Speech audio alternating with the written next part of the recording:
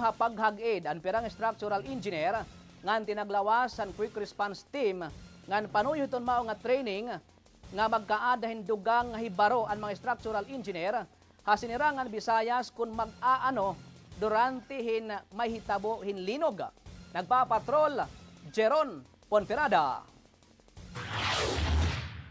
Pirang nga kabablayan ha ormok ang nagubahad to tungod han magnitude 6.5 nga linog nga nakaigohan late dinahan July 2017. Hakanangga labot lahan mga balay nga naguba usa nga 3-story building hamao nga bungto ang narunog hadto tungod han linog. Kundiin pira ka tawo ang nasamaran nga natrap ha sakubhan building. Ang natabo hakanangga in nagserbi naman nga leksyon. Ilabi na han mga structural engineer nga mas upayon ang iratrabaho dirila hapagplano han igtitindog nga building kundi pati nagihapon hapagresponde pagkatapos sin linog.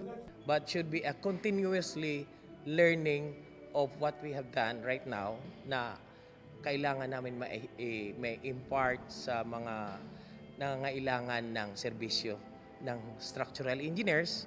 An Association of Structural Engineer of the Philippines inagkaada hinduha kaadlaw nga training han mga structural engineer hariyon hapanuyo nga makabisado han mga ini an sadang nga buhaton hapagresponde kung nagkakaada hin linog.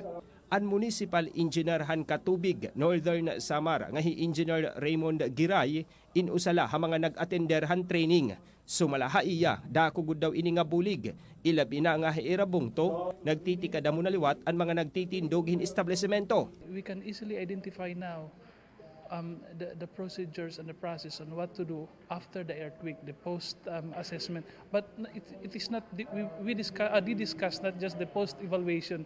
Has taliwat ang pre-anticipaan and kaya ang focus on DMPR is mitigation. Kaparte ha training han mga structural ngan civil engineer and disaster mitigation, preparedness ngan quick response. Sumala han nagmamangulo han Association of Structural Engineer nga hi Cesar Pabalan. Tungod han makabag-o nga teknolohiya yana in mas na-improve ang kalidad han mga materyales ngan higamit hapagtindog hin building. Pero nangangandaman lagi hapon ang mga engineer ha posible nga epekto han linog.